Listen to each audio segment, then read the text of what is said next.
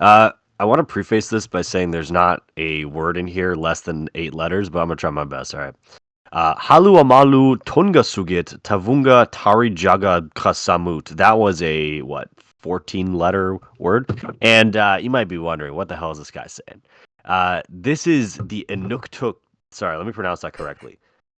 Inuktitut language, which is the first Canadian native language to ever be added to Google Translate. That happened today, as we're recording this. So, shout out to the native language Inuktitut for introing us this week. That means hello and welcome to the Shift Gear podcast. If any of you can speak that language, which I very, very highly doubt, please let me know. I want to have a full conversation using Google Translate to see if it works. Ciaran, what's up, man? What's going on? Not much, man. Just chilling. Been grinding heavy the past couple weeks with some Pokemon. We got LAIC coming up. Going to Argentina for the SP next week. I won my first tournament with Lugia on the weekend. So the deck seems pretty good, bro. Yeah, it's about time you have Yeah, some success with yeah, Lugia, man. Jesus. finally doing well with Lugia. So I thought you'd be. Oops, this is more of an Aneil type thing, but I got store credit. I didn't really know what to buy, so I bought an Espeon VMAX Alt Art for $200 Canadian dollars. Very so Aneil. Don't worry to our American listeners. Yeah, I don't know. I sent Aneil the photo. The back looks okay, but It looks pretty good. yeah, I don't collect cards actually, which is everyone always asks me like when I meet like people who don't play Pokemon, like, oh, like what's your expensive card? Your collection is crazy. I'm like, I do have a lot of stuff, but I don't really collect the cards. I just like playing. So Yeah. there you So go. speaking of which, actually, I forgot that I have to loop in the pack opening here. Oh, that's right. Yeah, we forgot. So guys, I did something really crazy a couple weeks ago. I bought 4 packs of Mysterious Treasures for $650 from someone who's very reputable who does not clearly weigh packs. And I decided to open one. Well, I actually recorded all 3, but I'm only gonna play the one. But I opened one, and something absolutely crazy happened. So I'm gonna clip that in right here. What's it like in Toronto City? I'm 2,000 kilometers away, but God, tonight you look so bad. Oh yes you do, Dundas don't shine as bright as you. Wagwan Delilah, I don't know how to use AI to make a song properly. The Shift Gear podcast is so bad, oh yes it is. They're not serious about the business. Yeah. Oh yeah. Wagwan Delilah.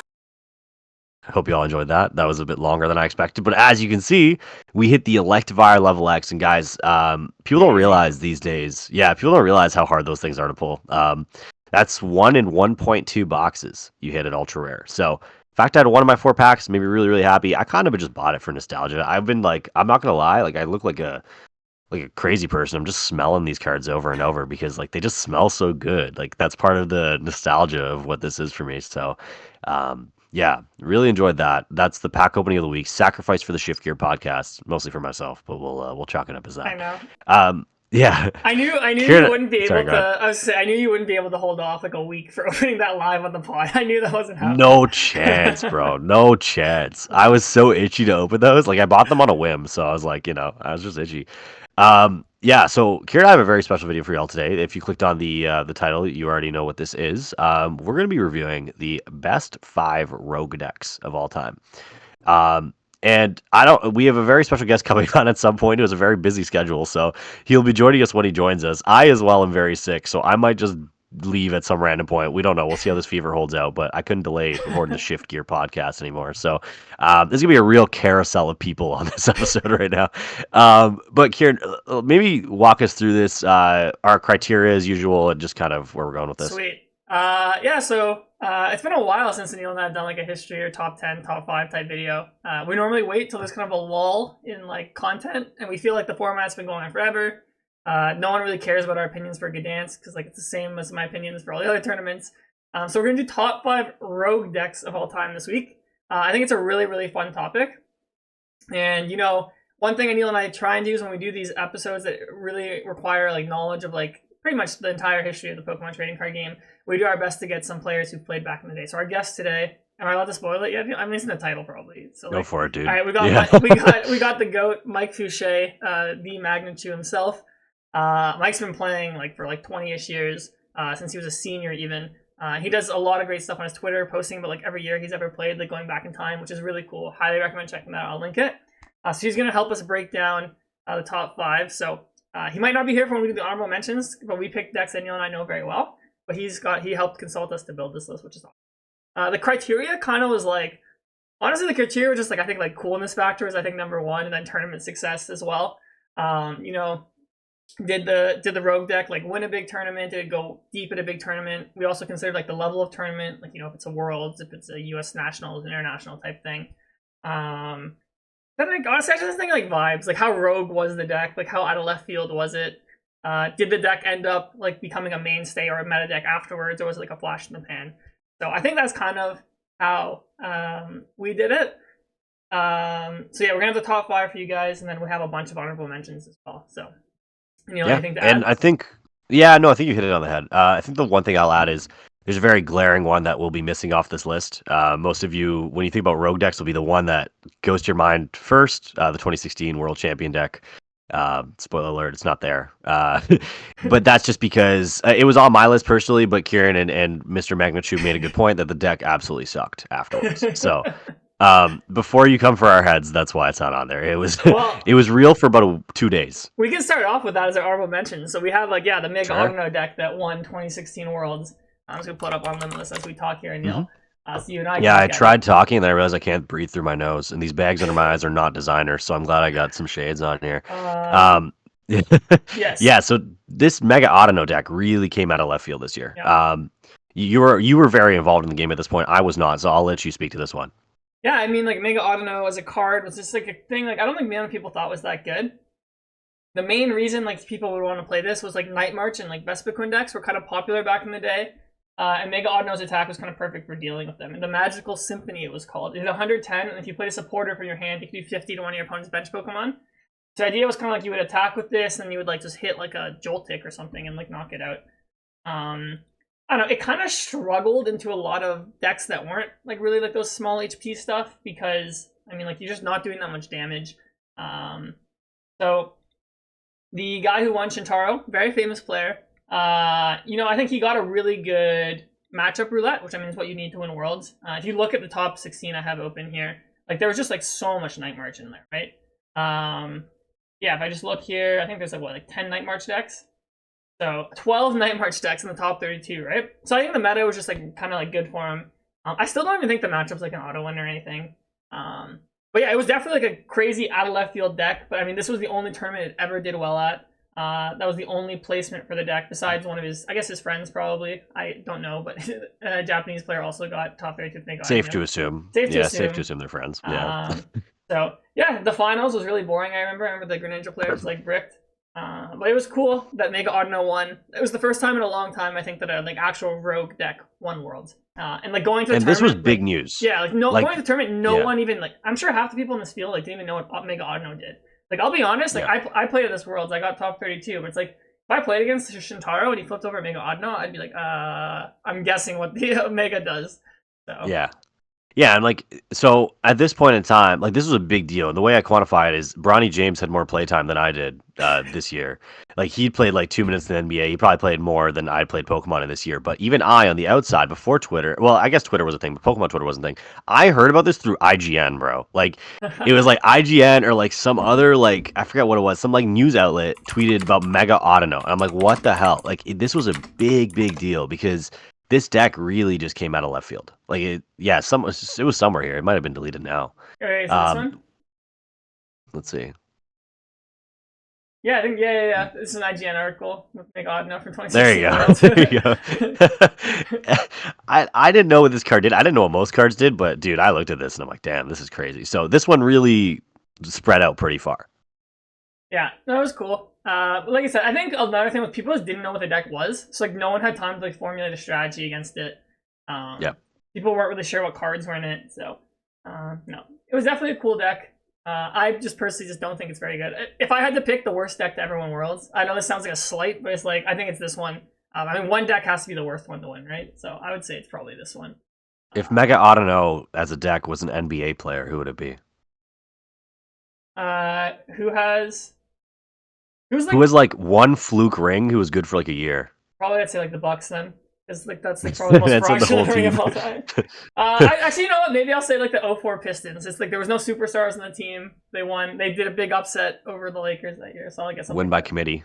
Win by committee. Some would argue the 2019 Raptors could be Mega Audino, but that's just because, you know, Right. People like to hate on the Raptors. I think it's crazy. But yeah, I think it's crazy. Okay, and our next honorable mention. I don't really think this is an all-time great rogue, but it's an all-time great rogue deck to the Shift Gear podcast. We have Aneil Sadie's 2015 Canadian Nationals top 4 deck. Real hood classic, this one. This is a classic, Aneil. I just wanted to... Oh, yeah. We referenced this deck before. I think I wanted to get on the pod and have you give us your thought process. So I had to find... Aneil didn't even know his list. I had to find it from an old Facebook post from like 10 years ago. And I put it together in a deck builder so you can visualize it. So, I mean, okay, this wasn't really a rogue. Like, this was kind of a concept. It was just, like, rogue in the format in the sense it was, like, no one was playing this deck. And just the way Aneil built it, no one built decks like this. So, Aneil, explain to us what this deck is. Dude, you think I knew what I was doing? I don't know what the hell is going on. Like, this is like... So, for context, this year, this was the only tournament I played in this year. This is like when you study last minute for the test and do better than your people that have been, like, going the whole year. This deck was made in Kieran's kitchen, I think, at like 9 p.m. the night before. This deck was basically like, hey, we're gonna cover every single possible base, and that's kind of where the 2 Hawlucha and the 1/1 Raichu and the Mewtwo came in, because these guys are all just like beat sticks. So to this day, I didn't know until making this video that I played Jirachi. Like, that was news to me. There's no way that card was good or useful to me in any way, shape, or form. But hey, we top 4 Nats, so I won't ask any questions. Probably not a rogue deck per se, but I'll always support an honorable mention of my Jank creation. Yes, so I always used to say, like, the worse Aneil's deck is, the better he plays. That's just how Aneil's an enigma, especially at Canadian Nationals. So Aneil, we have our special guest ready. So special guest, come in. We're gonna hop and get him ready, okay? Yeah, sure the let's on 11 today. Gonna be bare foolery all along the way. Now to introduce our blessed guest, Mike Fouchet. Yeah, sure the let's on 11 today. Gonna be bare foolery all along the way. Now to introduce our blessed guest, Mike Fouchet. Yeah, should've to let's on 11 today. Gonna be bare foolery along the way. Now to introduce our blessed guest, Mike Fouchet. And we are back. We made a crazy trade deadline acquisition here. We basically just traded for Davante Adams. We got the GOAT, Mike Fouchet, here on the line, ready to speak with us and probably critique our list because it's bad. Mike, welcome onto the pod, first of all. Thank you for doing this. I know you're a very, very busy man. You have a very all-around life, don't you, Mike? You're not a whole Pokemon guy anymore. Yeah. I feel like that's one of the things about me in general. I've never been like a full Pokemon guy. I've been in the game for a long time, but I've always really prioritized work, school, that type of stuff. So yeah, I had a kid. She just turned 6 months, and I haven't done my podcast in 6 months. So this is my first thing being put out there besides just posting on Twitter in a long time. Nice. So thank you guys for having me. Appreciate it. Man. Of course. And I was going to say, this is the one podcast where we encourage touching grass and swimming and going outside and breathing air. That's what Aneil always preaches, man. So I listened to your episode last week and I heard that preaching. That was pretty funny. Yeah, so we always keep it lighthearted here. Also, I said this earlier, but everyone go check out Mike's Twitter. Like, I live for Mike's history lessons every week. I love them. So you follow me, I normally retweet them, but go follow Mike too. Yeah. So, okay, cool, Mike. So we've already gone through a couple decks. Went through Aneil's amazing 2015 Nationals deck. We went through Mega Audino, the most fraudulent deck, I guess, to win Worlds. Yeah, for sure. So our next... +1. Yeah, okay, good. I'm glad you agree. Our next honorable mention is we're sticking with the Canadian theme. We have the Entei EX deck that won Canadian Nationals in 2012 by Curtis Lyon. So we had Curtis in the pod maybe like 6 months ago or something. Kind of giving his history of Canadian Nationals, and he went in depth in the deck if you guys want to go listen to that. But we just thought it was cool that in a format that was dominated by Darkrai and Mewtwo, and people really didn't think other decks existed, Curtis innovated and played this and was able to win. I mean, I don't know if the deck was actually that good, but it won Canadian Nationals. I think it was awesome. So his strategy was kind of using the Eviolite and a bunch of healing and potions to outtrade the Darkrai decks. Because basically the idea was Entei also does 90 damage. So it was okay, if you just play more healing than them, eventually you can win. And then he's just had to play Mewtwo anyways, just because you have to play Mewtwo. So, it's a cool deck. The finals of that Nationals, I think it's against Michael Martindale. It's on on YouTube. You can watch it against Zekrom Electric. So, cool. Let me preface this with the following, okay? I'm not a big get angry at the game guy, all right? But if I was in the finals of nationals and a man used potion on me and I lost the game to a man using potion, there would be big problems. that one card inclusion is the whole reason why this list is so spectacular for me. But he played 4 of them, obviously, that's crazy, bro. Like, Yeah. potion. Yeah. I don't know, man. Was this one potion still healed 20 as well? No, I think it healed 30 because black and white. I think it was 30. It. Yeah. Okay. But I think potion was played in Darkrai decks that year at Worlds because like it offsets some of the math. So yeah, it was just a cool deck. Wanted to shout it out. Shout out Curtis. Shout out Curtis. Always, shout out Potion for real. Yeah, shout out Potion. So okay, cool. Our next one, I think this one's really famous. I think a lot of people will be surprised like this one isn't on our list. It's just off at 6th place. I think Mike, you're gonna make the case of why it didn't make it. But we have the Mewtwo V-Union deck that Sander very famously played at 2022 NAIC. Almost won the tournament. Got taken out by Azul and his Phoebe. So Mike, why do you say what's good about this deck and also why you think it just doesn't make the list? So one of the things that is a big pro for this deck is that it's a rogue deck in kind of the modern time. And I think what you'll notice from the rest of our list is that a lot of it is old. And part of that is just because the game has so many more players now. There's so many more people playing games and online, and deck lists are much more public. So it's a lot harder to come up with a cool rogue deck. So I think that is the biggest thing going from Mewtwo V-Union. My case against it is twofold. I think the rest of the decks on the list, most of them have multiple people doing extremely well at a major event. The Mewtwo V-Union only had Sander, and a couple of people did play it. Mies played it, Dean played it, Britt played it, and I think Dean might have like top 64, but like Sander was like pretty like top 32. Okay, so that's solid. That's solid for sure. And I think the other thing is that like if you ran this tournament again, I think a lot of the other decks on our list, like they're like heavily favored, even if you run the tournament like 100 times. And I'm not sure if Mewtwo V-Union is like super favored if you run this tournament over and over again. Like it was favored into Palkia for sure and Arceus stuff, but there was actually like a decent amount of other decks that I think it could struggle against. Yeah, I think so for sure. I think it was just cool though, because like everyone's like, "Oh, we're in a tier 0 format." Like someone actually built a deck that just like farmed like the tier 0 deck. Yeah. And like I said, like I can't remember the last time a rogue deck like of this level came that close to winning a major. Right. So yeah, I agree with you. I think that's the biggest like selling point for me is like it was just in the modern era. It's Sander. This is probably his like magnum opus for now. So yeah. And I think real quick, this year, this couple of tournaments, I think actually had maybe the last time where we saw like a rogue deck kind of come out at all. Like the Tord or Urshifu deck, actually I think Robin was really the first one to play it. He won that regional a few months before this, and then Ross played the Radiant Zard and Inteleon at Worlds, which like looking back on it is like arguably the BDIF of the format. So I think like this season had a couple like really good candidates for sure. Yeah, I think the Charizard deck is a really good honorable mention. Like that deck, I think Ross could have easily like gone deep at Worlds that year. Just didn't fall his way. Yeah. For sure. Okay, cool. So to start off the actual list, we're going to go all the way back to 2015, the U.S. Nationals. And we're going to talk about the Wailord EX deck that plays 0 energy cards. I think this might be the only rogue deck we have on our list that doesn't even play energy. I can't even remember the last time like a meta deck has had 0 energies in it. So I think this one was awesome. I think this one came, again, completely out of left field. I think this wasn't even a tier 0 format, really.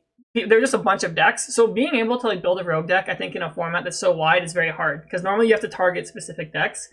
But no, this was like crazy. So the deck doesn't play any energy, and it literally just tries to win the game by just using cards like Team Flare Grunt, Enhanced Hammer, like Zerozic to like get your opponent out of resources or like trap them eventually. And then you just like heal, because Wailord has 250 health.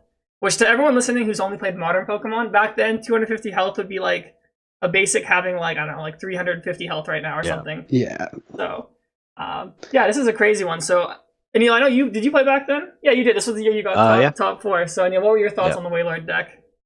At first watching it, I didn't really know what it was.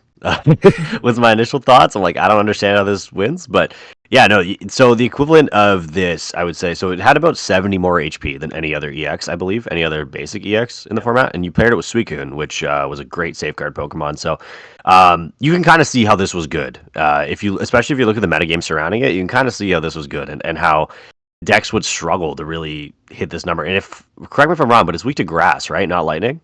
Yeah, it was weak to grass. So like, weak to grass. So that's another huge one. Other than that, I mean, it's a very typical stall deck, but this was kind of the first coming of this kind of deck from my memory in that era. Yeah, I think that for me, that's part of the reason I think Wailord very much deserves to be on this list. We hadn't really ever seen a deck like this before. Looking like we've seen them plenty of times now since in the last 9 years since this deck came out, but this was like the first time we've ever seen a deck that really had this strategy. Like you could make an argument that like all the way back in base set, like the Lickitung Chansey decks, but it still plays even quite differently from those. It just didn't exist until then. I actually played against not Enrique but someone else playing this deck at that Nationals. And during game one, I was like, what is going on, dude? Like, this is... It just threw me for a total loop. I was playing Mega Manectric, and so I can definitely confirm Wailord is not weak to lightning. And, like, I remember going into game two, like, thinking maybe, like, trying to formulate a strategy, like, based on what I saw game one, and it was just so bizarre. I think if you ran this tournament again with the knowledge of like, what this list is, and maybe how to play against it, things could have been different and maybe it wouldn't have done so well. But I think like it's really cool what they came up with because it really, really broke the brains, I think, of the vast majority of players. Yeah, I think someone said like they're like the guys who made it were like, oh, like if you went first, like Wailord went first and the opponent went draw pass, I actually think Wailord might deck out first. But I don't think sure. I don't think anyone knew that though. Yeah. I just thought that was really funny. And I think the other thing is like, I don't know if this like should count for the list, but I think it's like finals at 2015 Nats. Like if I had to pick like top 10 most iconic matches of all time, I'd say that's definitely most iconic match of all time. Yeah. Maybe not for the right reasons, but yeah, it's cool. Yeah, Wailord actually probably does deck out first, right? Because you're not taking prizes, you play end, so you're drawing more. You have Sacred Ash. Well, it's not about right? you like it's like if your opponent just doesn't play a card, right? And then like like Wailord has to play N first, so it's like -1 card, and then both people put all the hands this back. This is true. And then like the next like the other person can play N. But I think Wailord will always be. But Trick Shovel though, right? You've Trick Shovel. It's like yes, if your opponent lets it get to 1, I guess if they don't have perfect knowledge. But I guess if you play Trick Shovel, it's the same. You're trading a card for a card. Yeah, so, exactly. Fair enough. Yeah, I guess. Yeah. I just think it's funny. I'm not 100% sure if that's true or not. I remember I was talking to one of the guys who played the deck like at a region. I faced him in a region one year. I think he mentioned that to me. So I just thought that was funny. So okay, next up we're going. This is why we brought Mike onto the show here. We're going all the way back to 2006 to Nationals. Please fill in the gaps of our knowledge. We're going the Raichu Executor deck, the Raieggs from Martin Moreno, national champion. I think this is a really famous deck. If you ever play like 2006, like this is one of the more popular decks or one of like the better decks. So Mike, can you kind of explain what's going on in this deck and why this deck was a rogue deck back then? So I think some of the best rogue decks ever are ones that after the fact are actually like just thought of as meta decks, like when you look back in retro. And Raieggs is very much that. Nobody had any idea of this deck going into US Nationals, and then it got first and second, which is crazy. I don't know if the other guy's list is on there. I don't think it's the exact 60, but it was the same group, so you know, plus or minus a couple cards. I don't super remember every single deck that was good in 2006, but like Rocklock was good, Blastoise Lugia Steelix was good, a lot of things with Poké Powers, and Raichu was just really efficient at dealing damage to a lot of Pokemon with powers and bodies. And not only were they popular, but a lot of decks would get out multiple of them. So Raichu very efficiently spread damage, 20 damage. You would sometimes use the second attack as well, because you could utilize Scramble Energy, which is the same thing as Reversal Energy pretty much these days. And so you could kind of take like a big KO when you needed to. You were very rarely going up on prizes early because you're just spreading damage. The Executor also spread damage with its first attack, or second attack rather. Split Bomb doing 30-30, which again by today's standards is nothing, but when Pokemon had 80-90 HP, that was actually a pretty good chunk. And then similarly, Delta Circle was like a pretty good attack, could do like 50-60 for just 2 energy. So it was like single prize is kind of like a single prize deck that's just super efficient and used the Hoenn engine really well. The Hoenn engine is one of the most one of the coolest consistent engines ever, and a lot of decks played it. But this deck also got to utilize Hoenn Castform as its starter and as an energy, which was just really good. No other deck could really do that at the time. Meta Knight was like the only other one that could kind of do that, and that was like kind of a deck as well. That deck actually got much more popular after Worlds. But yeah, so I think the fact that this got first and second is like a really good indication of like how good of a rogue deck it was, considering probably less than 10 people played it to the event. Yeah, I think like you said too, the point that like after the fact this became like a meta deck is like a huge thing. It's not just like a one-hit wonder, which I think is awesome. And yeah, we put Hoenn Castform. I think it was in a top 5. I think of our best cards of all time. That's one of my favorite cards. Yep. Yeah, like you said, I just think the cards are so cool from back then. Like just how the Hoenn engine works, like how the Delta Pokemon work, how stuff like the Castform turns into energy.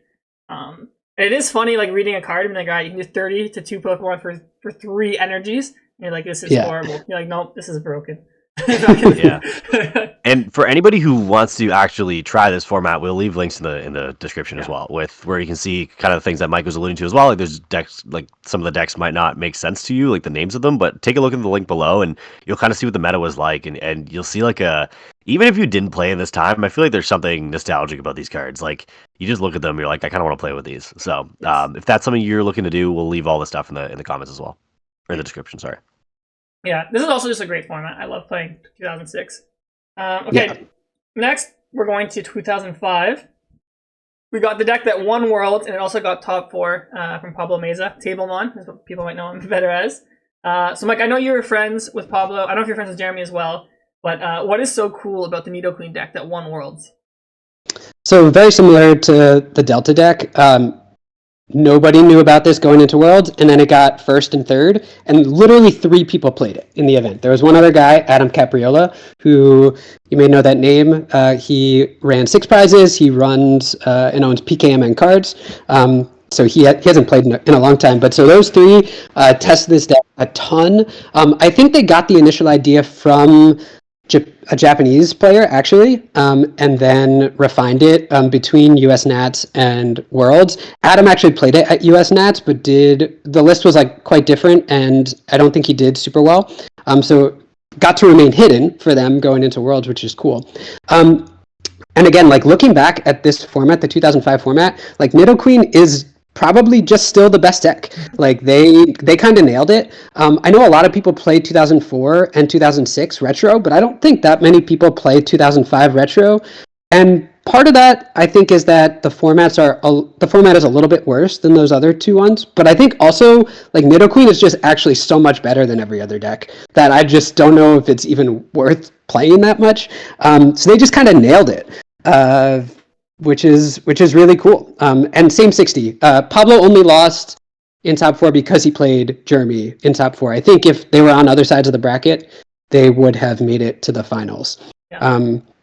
I also want to shout out Ross got second with another rogue deck. Bombtar wasn't really a deck as well going into Worlds, and he came up with a really sick rogue deck. It just so happened that it lost to Nidoqueen. It was pretty unfavored to Nidoqueen. Well, it's funny too, because I think Bombtar, like a lot of people think, is the best deck if you play like 2006, for example, like the year after. It's an awesome. Bombtar is one of my favorite decks of all time too. It's actually kind of similar to like a lot of concepts we've had. Like Electrode blows itself up. You give up 2 prizes to use the ability to set up your board with energy. And then like you just have this Dark Tyranitar, where it's like its attack costed 5 for the big one, but it also had the second one, which was good. Again, 20 damage to everything was good back then. And similar to now, there was like this TM, which was like what's it called, where you could attack, and it was TM Devo back in the day. So you would like spread everything and then evolve, which was like awesome. And you could play stuff like Rocket's Admin, which was kind of like Iono, so this was cool. But going back to Nidoqueen, Mike, so what makes this deck so good? So if I look at Nidoqueen here, Its attack, the second attack, it kind of scales with how many evolutions you have in play, and then its first attack is put 2 counters. And for people who don't know, if you poison someone back in the day, you shut off their ability, which is a little thing to know. But so Mike, what was so good about Nidoqueen? Why is this deck so good? So Toxic is the biggest reason why this deck is so good, because partially what you just said, like you're shutting off abilities. So stuff like Ludicargo is a very popular deck, and Ludicolo. Oh no, I guess Ludicolo had a body, not an ability. But I just think the efficiency of Toxic was really strong. It's 20, right, between 20. turns. Yeah. So 20 between turns doesn't sound, doesn't sound crazy, but most stuff had like 80 to 100 HP, and so you could easily Toxic something and set it up for a Power Lariat KO the next turn. You played Melodic, which would heal a bunch of your guys. Nidoqueen gave free retreat to on my low deck. So the card also heals your opponent. Can you kind of explain how like you would use this card? Because you also have to heal your opponent. So what was the idea kind of behind this? So I haven't played like Nidoqueen a ton, so I don't know all of the use cases, but you can definitely let a Nidoqueen take a hit and then retreat. Nidoqueen itself doesn't get free retreat by its body, but you can retreat it using Double Rainbow. So you can like, Nidoqueen has a good amount of HP for the time, 120. Nothing's really one-shotting it. So you can retreat and maybe heal 2 Nidoqueens, and then just Toxic again, which is fine. You can also the middle Nidoqueen, Nidorina, has 80 HP, and so like honestly, that's often going to survive a hit as well, and so that does have free retreat then from a different Nidoqueen. So you could even set up with like fast evolution and retreat between them and then heal off. Like that's a strategy for sure. Melodic also is just good against the spread of something like Rocklock, which is trying to spread damage on your guys, and so at some point in the game you can just heal it all off. So I don't know. Yeah. That kind of gives at least a broad overview. I think it's also like you're saying, like Power Layer does a lot of damage. Like you could eventually start one-shotting stuff with this, or if they're toxic, like even if you heal, the poison stays. Like you would just like cycle between the two, and I guess you just heal. Like doing 120 is not trivial back then. So like if you have fresh Nidoqueens, like you're just gonna kind of sweep them. And it's hard to gust back then as well. Like if you retreat something with damage, you can't just boss his orders like, all right, bring Nidoqueen back. Yeah, there's like no gust in this format at all, pretty much. Maybe reversal, but nobody really played it. I also, real quick, I also want to shout out, Jeremy actually got top 4 the next year at Worlds with Nidoqueen as well. It's updated, has some other cool tricks, but this is actually, and this year with this Nidoqueen is the first time I ever saw a corner lock at Worlds. So Pidgey has corner, and I remember watching, I don't know, might have been like top 32, top 16. Jeremy got paired against a Meta Knight, and he just cornered a Hollund's Castform for the whole game. That was the first time I ever saw that trick. No, they didn't play any switching cards. Yeah, and then he also played Houndoom, which I think was cool. This card would be broken in modern Pokemon, I feel like. But yeah, for sure. Actually, I think even if they did play switching cards, that's what he did. He corner locked with Houndoom. Yeah. Well, I guess but did his opponent not know Houndoom was there? But actually, we can look at Meta Knight decks. See, like here, this is one of my favorite decks of all time. Actually, the Meta Knight. They played some Switch, so he probably did Houndoom. Yeah. Like, it was probably at some point in the game there was a cast for him. He's like, all right, like item lock. Yeah, exactly. So, that's awesome. So I think it's interesting. So I think it's acknowledged that I don't think Nidoqueen's as good in this format, but the fact that he literally is just like, oh, I think my deck's broken. Like, play it again. It's really cool. Yeah, and run it back. Yeah, he also had Pidgeot, which I think everyone should know what Pidgeot. This is what Pidgeot EX used to be like. It was a single prizer with quick search. I also should say, so back in these days, you could rare candy on the first turn of the game, and immediately when you played a basic. So that actually also contributed a lot to why Nidoqueen was so strong, because it was a stage 2 that could attack for just 1 energy, and so you could just Toxic turn 1. And put a lot of pressure on. So you can play like both the slow game using the Nidoran and Nidorina to set up, or you can put pressure on immediately with Nidoqueen. Yeah, exactly. So, man, I just love looking at the RSPK era decks. Like, I think this is definitely the coolest era of the game. The cards are like awesome. Yeah. Okay, we're going back in time again, all the way back down to 2004 for our second place on the list. we have a deck that didn't only win Masters, it also won Seniors, it won Juniors, it got 4 top 8s in Masters, and then someone I hold in very high regard, one of the legends of the game, Sugiyoshi Yamato, got his World Championship win with the Team Magma deck. Mike, why don't you kind of explain like why this deck wasn't really popular, and like why it ended up winning Worlds? I couldn't tell you exactly why it wasn't popular. We just like kind of thought that Team Magma and Team Aqua were memes. Like people tried these types of decks a little bit when the set came out in, I think it was like our April or May set that year. And I remember playing against some Aqua decks.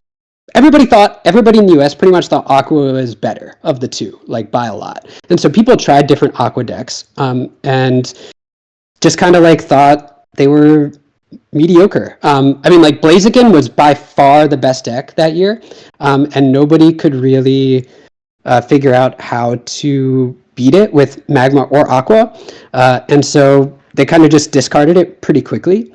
But yeah, and then the day before Worlds that year, they actually had Japanese nationals at the venue where the Worlds was going to be. I don't think it was like the full Japanese nationals, but maybe like the top players from Japan came and like played a mini Japan Nationals tournament the day before. And so there was rumblings of, oh, yo, the Japanese have this secret Magma deck.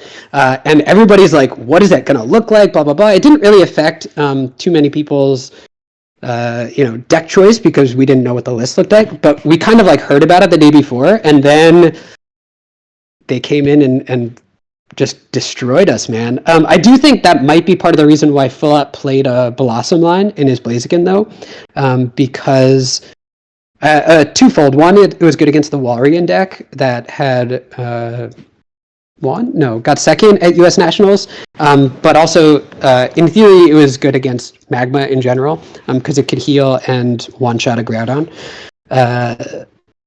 If you could attack with it. I don't even know if you could attack with it. Yeah, I guess multi-energy. Yeah.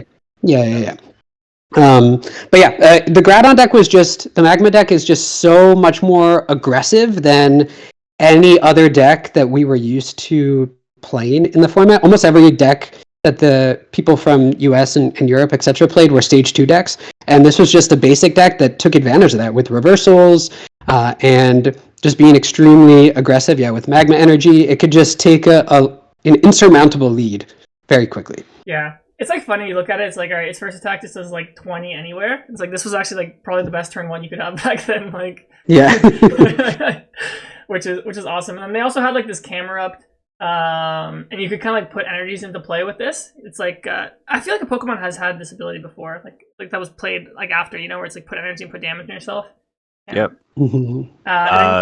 Typhlosion. Oh yeah, Typhlosion. But not to anywhere. But then you would have this guy. Like the Claydol. So like the Claydol, you could move energies to your Magma Pokemon. So like you just have camera up to put them into play. And you'd have Claydol to move them up. So you just had like energy acceleration. So like Blaziken was like stage 2 that kind of had a similar ability to Anywhere. But you're kind of using stage 1s. And then you have like Mike saying like the basic to start the game by going aggressive. And Team Magma's Groudon had a lot of health for a basic that was just a 1-prize Pokemon as well, which I think contributed to it. But Mike, actually, tell me if this lore is wrong or not. But I feel like I read something Chris Rulop said, or he said that he actually thinks Blaziken is favored into Groudon. He just didn't know how to play the matchup back in the day.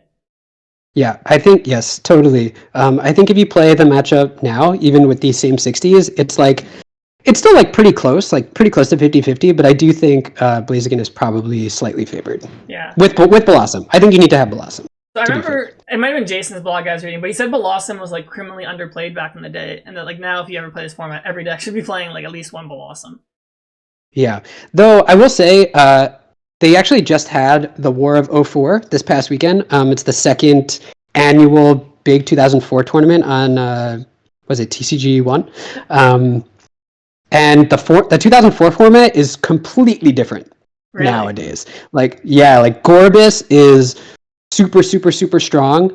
The only Gorbis deck that was really played at the time was Crobat Gorbis. Nick Caparelli, yeah, he was the highest placed one. He was my buddy. And now Gorbis is played in a lot of different decks. I think Gardevoir Gorbis is the deck that just won the War of 04, Gardevoir which EX, is cool. Right? Where it's like you put the extra energy every time? I'm sure you do play the Gardevoir EX, but the Ruby Sapphire Gardevoir is the one that accelerates. Okay, yeah. The format is really quite different, and it centers mostly around Gorbis. That's so funny. Just like And what's cool too. Sorry, Karen, I cut you off there. If you go back to Blaziken real quick, what's cool is a lot of you might actually recognize these cards. If you go back to Blaziken. So in Celestial Storm, they actually reprinted this exact card, or at least it was very close. So same art. So on Blaziken, yeah. So if you look at the Blaziken, there's another card in there as well. If you can go back, the Switch, the Copycat, the Dunsparce, the Friend Ball, they all retain the same art. So if these cards look familiar, that's probably why. So that's how like kind of iconic this era was. They reprinted the same arts over again. Yeah. Yeah. It's called Blaziken's like my favorite Pokemon, so I'm sad I wasn't playing Pokemon back when it was the best deck. Yeah, literally one. Yeah. Like, they buffed its HP like a little bit. And like it was, everything up until Worlds, like it was by far the best deck. Like every top player like had won a gym challenge, had won a states with it. Like it was very, very, very good. Yeah. So that's I'm gonna actually go check out that Battle of the Four thing after, because I'm curious. I like if you like, it's like how Jason's like, oh, like we actually did know how to play base the fossil. He's like obsessed with it. He's like, oh, all the best decks are these like a ton decks. All right, cool. So we got our number one spot. I think if anyone knows the history of the trading card game, they're not going to be surprised that we put the deck actually didn't win, but it's just like one of the coolest, most iconic decks of all time. We've got Ross Cawthon's The Truth. So Mike, I know you're good friends with Ross, so why don't you walk us through whatever you want to say about The Truth? So I was not playing like a ton this year, but I did go to Worlds because it was in San Diego and I wanted to hang out with people and whatnot. And so like, I think it was like maybe the Monday before Worlds, Ross posted on our forums like this idea of Vileplume reunic list, and the list was like maybe 30 out of these 60 cards, like way different. And so it was just like a few days before the event, and he's like, I have this idea. And he like throughout the week he was kind of just like playing with himself and like thinking about it. And then we all got there on like Thursday, I guess. And he had I was playing in the grinder on Friday, so he was off kind of like testing with some other people. I did bad in the grinder. And then that evening and that afternoon, Friday, we had like 10 of us in our hotel room just playing a ton of different games with this deck and refining the list to what it ended up, which was really cool. A couple shout outs is like it didn't have Donphan for a while. It didn't have, I think it had the Suicune Entei for a while. But what was it? The one of the things is like the strategy. So this format was very, very narrow because of the mid-season rotation. There's really only 3 decks that we expected to be played, or to make up like 75% at least of the metagame, which was the Stage 1 deck, which was Zoroark, Donphan Prime, Yanmega Prime, Yanmega Magnezone Prime, and Typhlosion Reshiram. So the idea of this really is that without access to items, Vileplume shuts off items, none of those decks, except Magnezone Prime, could hit for more than 120 damage. Reshiram, Zekrom capped at 120. The Stage 1 deck couldn't get there as well. And so with something like Zekrom, you could just push it, and they couldn't ever one-shot it. And you could make use of Outrage if you want, or you could just move the damage off and then heal it later when you're ready to do something. So that was kind of like the core idea, and then the rest of it is like trying to find attackers for these other situations. So one thing we realized pretty late in the game is that against the Stage 1 deck, they could use the Zoroark to copy the Suicune Entei. So like the Suicune Entei was our original plan against that deck, but they could use the Zoroark to copy the first attack and then KO the Reuniclus.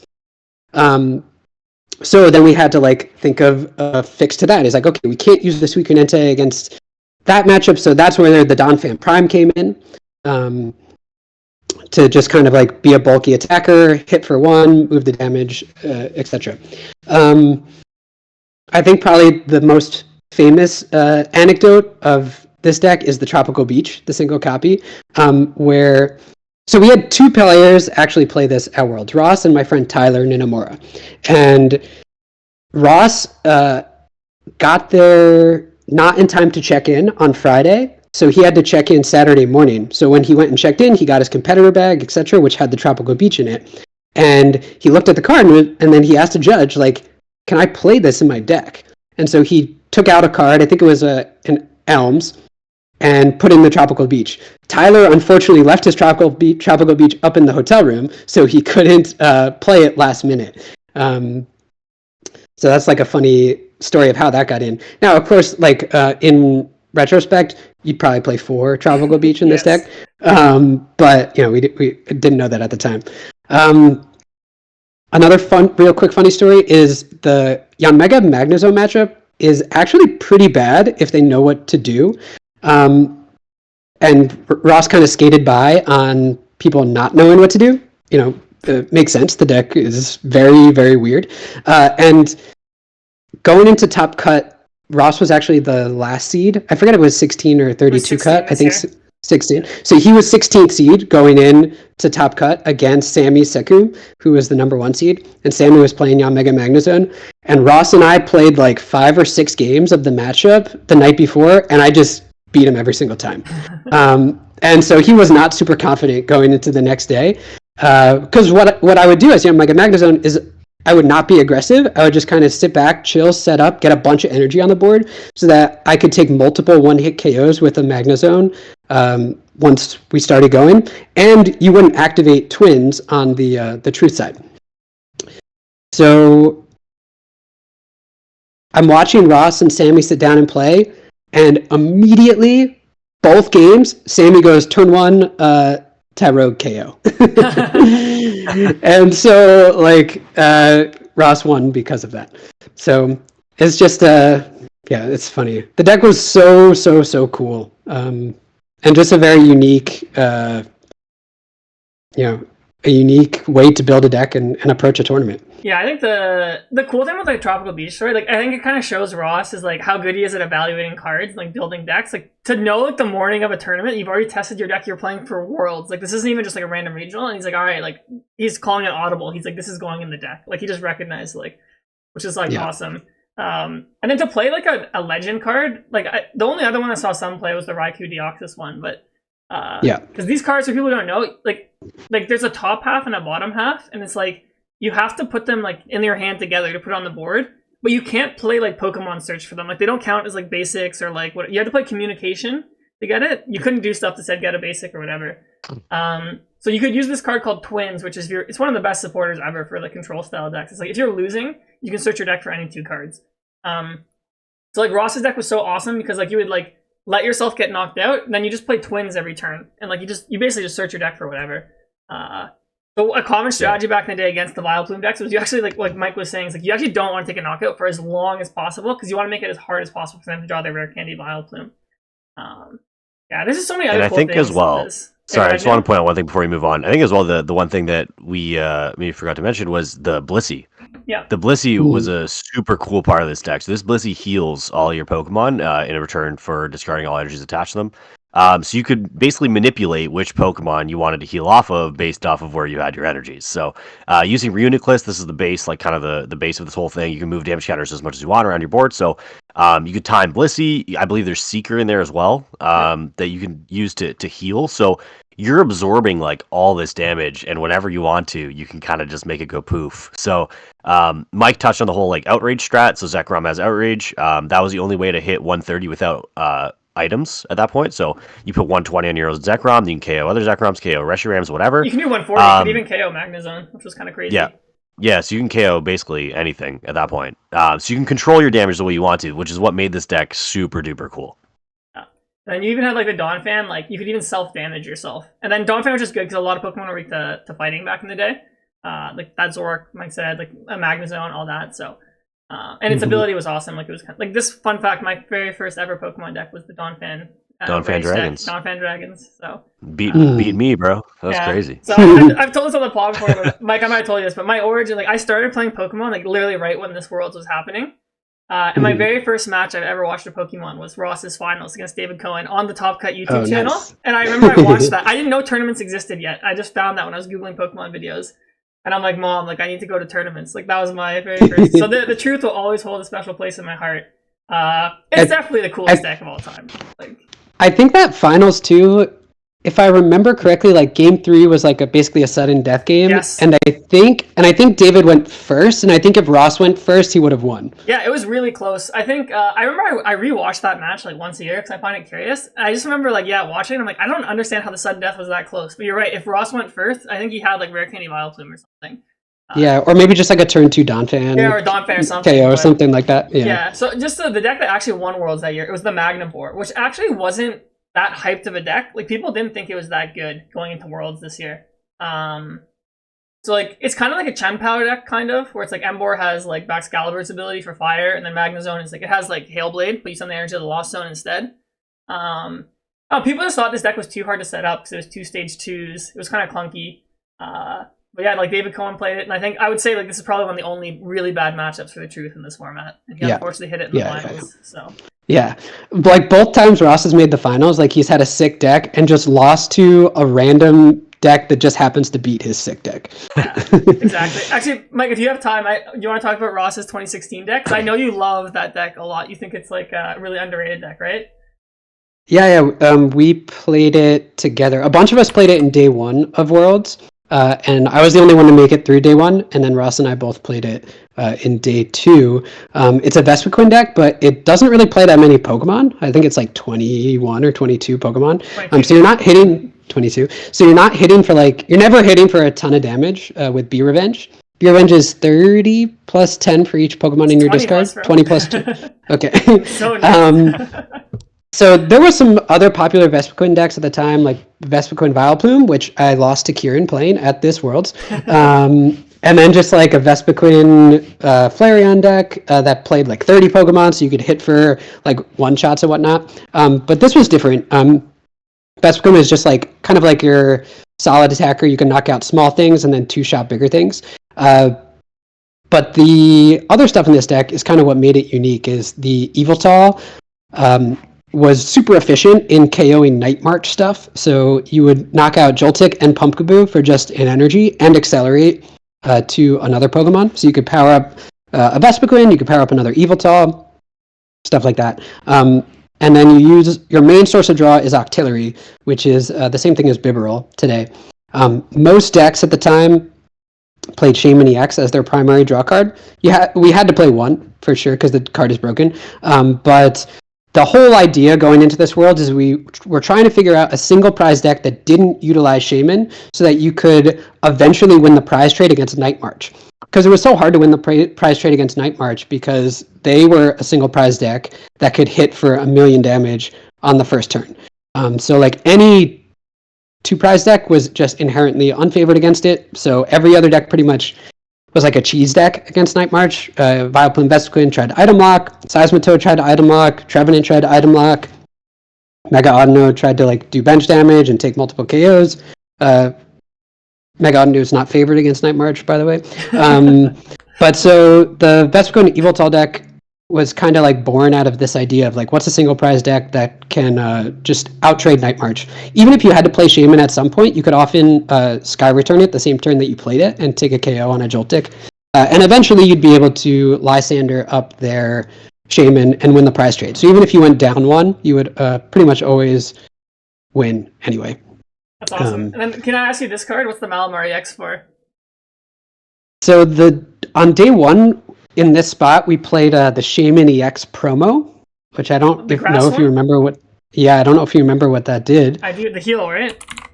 Yeah, so we played that for Trevenant because otherwise the Trevenant matchup was a little shaky. But between Yveltal and Shaman EX, you could actually beat Trevenant like fairly well because you could heal from their spread 30 attack.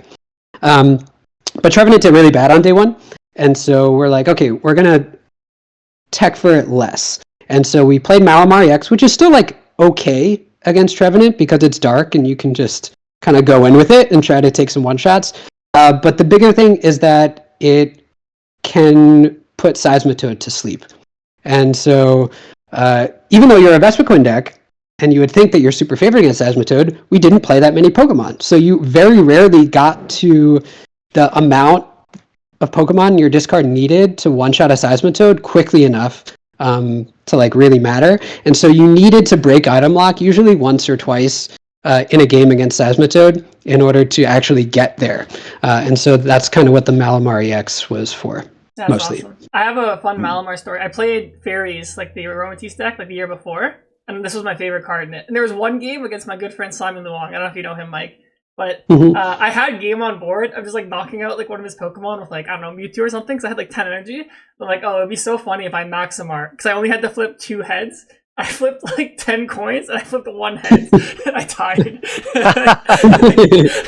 Oh no, So rip. That's actual just like karma in a box. Yeah, That's but- insane. Yeah. This is And you needed, sorry, Mike, correct me if I'm wrong. You needed 11 in discard, or sorry, 10 in discard to KO Seismitoad with belt?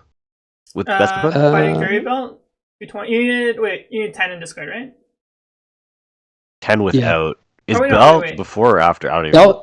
Belt is Just 40 plus HP, 220. right? Oh, you need 9 in the discard to knock it out if they have a belt. And that's still Yeah. low-key kind of tough for this build, right? Like, that's not Yeah. given. Yeah. Like if you don't get to play like 2 battle compressors before they item lock, then yeah, it's really tough. Because like unknown is your only way to like immediately discard. You don't play Klefki, which a lot of the Vespiquen decks did. So yeah, it wasn't super easy for sure. Yeah. So. Interesting. Yeah, actually, fun fact, I played, like, obviously my list wasn't exactly this, but at States that year, I guess, Provincials, I played a Vespiquen Eviltal Crobat deck. And I actually lost to a Night March, because I remember he chained Hex Maniac, like, 5 turns in a row. So I could never take a swing turn. But yeah, this is an awesome deck. I think it's one of those decks where you look at it, you're like, this deck kind of looks so weak, but then, like, might kind of like explain the thought process, and, like, that's really what a good rogue deck is. It's, like, understanding, like, how you beat matchups with, like, a specific plan. And I think this Worlds, for sure, the metagame was very narrow. Well, whatever. Yeah, like in a vacuum, this deck is not very good. But lost to Greninja in top 4. Was this a bad matchup? Probably, right? Yeah, it wasn't great because he had the bursting balloons. If they didn't play bursting balloons, it was fine. But 4 bursting balloons made it pretty bad. Yeah. This card is. I don't know. Like, he just Did he this play- card even today. It's crazy. Can you look at who's the other Greninja that top 8'd? It's Bert, I think. Yeah, Bert. Did he play bursting balloons? Yeah. He played 3. Okay, one less. so Ross beat Bert in top 8. So the matchup's not like unwinnable. Oh, okay. But yeah. Man, it's actually crazy. Like, Ross, like, deserves to win Worlds, man. He's had, like, every time he's there with like a crazy deck, and then we said like 2022 he had that Charizard deck, so cool. Now, Mike, we've taken up a lot of your time. I know you got a kid you got to take care of, so we really appreciate you coming on. I think our listeners are going to love your insight in the game. I personally enjoyed it a lot, like hearing all those cool anecdotes. So Same. Cool. All right, thank you guys. I'll see you soon. Thanks, Mike. No problem. Take it easy, care, Mike. Bye. Peace. Thank God for Mike, because he saved me from having to talk the whole episode. I know, bro. Shout out, Mike. I was like, Aneil's, is he going to hang in there this week, like before we started? So I'm dying. I'm not gonna lie. I've muted my mic like 8 times to cough. Yeah. But no, awesome. Like that was sick, man. I like every time we bring on guests, I learn just as much as everyone else there. So it was awesome to have Mike on. Any decks you wanted to cover that we maybe didn't? I think we hit everything, didn't we? I'm sure there's some rogue decks like I'm forgetting that saw some play. Like I have one for me was Tina Chomp. That's the one that I was like, was Tina this Chomp a maybe rogue can deck? make the list. At one point, it was very. I forget who played it first, but somebody played it first with a group, and then it like became this big thing. But Tina Chomp at first wasn't really known, and then they played it with Miss Maggie. So they're like, and then everyone was like, "Wait, this They is got like broken, actually yeah. broken." That's true. Yeah, Well, that was right before COVID, right? Like, yeah. Tina Chomp was really, really good. This year, We right? don't need to like openly discuss it, but yeah, it was. Dude, I couldn't even tell you where it was. I remember Dallas, maybe. No, sorry, Dallas was expanded. Don't listen to me. I think this one was expanded too. I know what deck you're talking about though. It was like crazy. Yeah, it. Is there one there? No. OCIC maybe? If you go to Dex, you'll probably find it. Just go up to Dex. Oh yeah. Just type in like Giratina. Then you gotta go. Yeah, you could do that. Yeah, Giratina tag team. So if y'all look at this deck, pull up one of the standard ones if you can. Like here? The standard? I don't know what the hell that is. What is this? Okay, wait. I haven't seen this build before. That's expanded, I think. Yeah, wait, that's with Wheezing. Here's this. There was one that was just here, Mag. this Look one. at Henry's. It was this one. It was this one. Yeah. Bakari one. I remember this. Bakari one original. Yeah, this deck was really cool. This deck came out of left field. Yeah. Um, And it was actually broken. Actually, like looking back. yeah. I didn't really play basically, that you can. much here, but I remember it. I think this is broken. Yeah, you can use Miss Magnus to offset the prize trade, basically, because you don't really care if you get knocked out, and you just because you have tag teams that take up 3 prizes. So that's kind of your draw engine. And then Garchomp Giratina was just a good card. Like there wasn't much to it. Snipe 40 hits 240 as well. And GGN you could actually use to some sort of reasonable effect a lot of the time. So this deck was like one honorable mention for me. It was kind of like on my list, but nothing too crazy.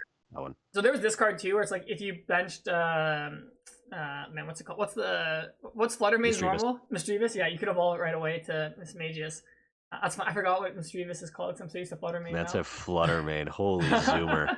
Oh my god. So it's funny though. Like this card got banned eventually. It seems just like any time a card knocks itself out, it's just like good. Like in our current format, we have Dusknoir. Back then, Mismagius. All that. Yeah. Another deck that I wanted to shout out. I don't know if I can find the list like right away. If I go 2010, I can find it. Is the Flyterra deck. This is one of my favorite decks of all time.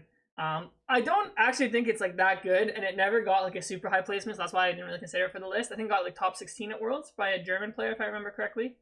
David Stern. Yeah, he won Germany Nationals. But this deck's just awesome. It's like it takes so much setup, but once you set it up, it's like unbeatable. You have like a Torterra that heals itself. You put Expert to heal. You have the Torterra level X where its ability is Counter Catcher.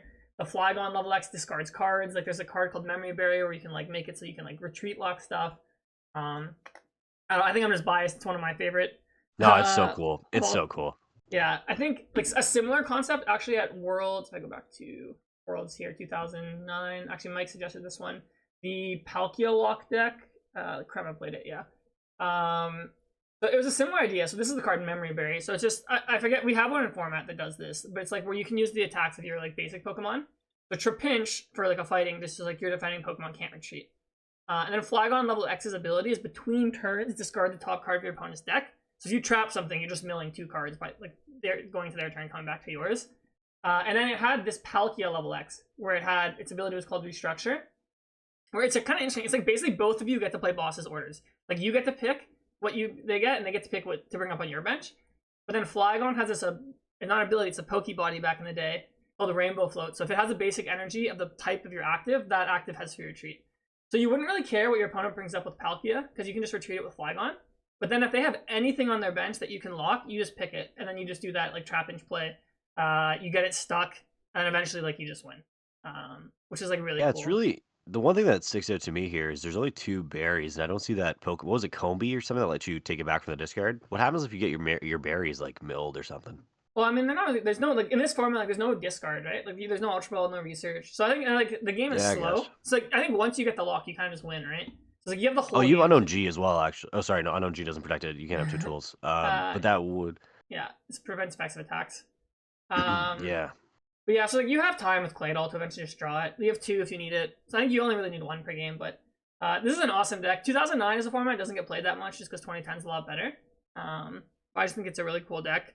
Another deck that Mike also put on his list for consideration that I thought was a good one I forgot about is the Shock Lock. Oh yeah, forgot about that. I know like one tournament I was at, they had Shock Lock. Love that tournament. Sure. Here, John Broxton. I beat Ian Robb at this tournament because he did not play Garbodor counter. So this deck is like insanely toxic. Like when it got set up. So there was this Stoutland, and its ability was as long as it's in the active, your opponent can't play supporter cards. So while this card was standard, it saw like 0 play. It was never good. But this is expanded, where the card pool is really big. There's this Raichu, right, where its ability is when you play it from your hand to evolve your Pikachu, you can make your opponent's active poisoned. That's pretty, or not poisoned, paralyzed. Sorry. So like they can't retreat, right? That's pretty good. But the problem, so you can see like you lock them, and you do this what's it called? The Stoutland that can't play supporters. People didn't really play that many switching cards because there was a card called Guzma back then where it was boss, but you could also switch. It was switch and Guzma and boss in the same card. So there's Pokemon like Keldeo EX that could come in like from your active. I don't know if there's a Pokemon standard right now that has it. So that could play like stuff like Alolan Muck to like shut off abilities. So you would shut that off. And then you're probably asking like, okay, that's cool, but how do you keep doing this over and over? Well, there's a card called Devolution Spray, where it's you'd evolve one of your Pokemon. So if you just had 2 Pikachu, you would just evolve one to Raichu, you would play this card, and then make the other one to Raichu. Okay, but eventually you're going to run out of like ways to do that, right? Well, no, there's Lillipup, where it puts an item from your discard into your hand, and there's this card, the Memory Energy, where it's like the Pokemon is attached to, you can use attacks if it's basic. Dude, basically just like use Stelton, and then every turn, like once the lock is there, you just use Devolution Spray, and like your opponent can never retreat. And then and that Lillipup, fun fact, was $15 at one point. It was. It's still expensive to this day. It's from Black and White base set, and like by the time we started doing this was 2019. So Black and White base set came out like 8 years ago. Yeah. And then there's also this Herdier, which is ability was really good. When you evolved it, you can put an item from discard into hand, which is like an incredible ability. So this is actually probably one of the most expensive decks of all time because it played 4 Tropical Beach as well. I think Tropical Beach back then was like $500 around that in this time. I think it's even more now. But yeah, Shocklock was a very cool deck. Not a very healthy deck. But that was a good one. And going more for Modern, I'll let you go, Aneil, with your throat soon. I just have a meeting in 3 minutes, but we good. Okay, we're going to speed run this. All right. I think the Pidgeotto control deck was another really cool one that I considered. And again, super toxic deck, but the idea was you would play this card, the Reset Stamp, and your opponent shuffles and draws for how many prizes they have left. It's basically making them do Iono on an item. And then there was cards like this one, the Mars, where it's like your opponent discards a random card from their hand. But then there was this card where if you're losing, you can play 3 supporters in a turn. Stupid. You would discard your opponent's whole hand, and you would play this card, the Chip Chip Ice Axe, where it's like look at the top 3 cards of their deck and rearrange them. And you had a Rangaroo to put whatever cards you want back in your deck. It would just like eventually make it so they could never top deck and get out of it. But anyways, tons of cool rogue decks. So you guys, if you have one that we didn't talk about, you thought was cool, let us know down below. Let us know what you thought about this history episode. And go follow Mike on Twitter too, at Magnitude. Great follow. Yeah, let us know what you learned down below if you like these kinds of videos, stuff like that. If you're new here, welcome. We have a video every Wednesday. Please do consider hitting the subscribe button. We're here every single Wednesday, even when we're down bad, like some of us right now. Let us know your favorite rogue deck in the past. If you want to build any of these formats, we'll leave as many links as we can in the description to kind of show you what the metagames were. And any questions, just let us know. Anything else? No, Neil, go be a corporate weapon. I will go be a corporate weapon. All right, y'all. We'll see you next week. Peace. All right, so you might have noticed this week the Shift Gear has some pretty nice new graphics, and that's because of this guy right here, Austin Eggers. So thank you so much to Austin for helping level up the Shift Gear. I think it's been long overdue. So if anyone wants any graphic design work, definitely go check him out. We're going to put his website here down below in the description. He does great work. He's very easy to work with. So highly recommend. And thanks again, man, for hooking us up with some better graphics.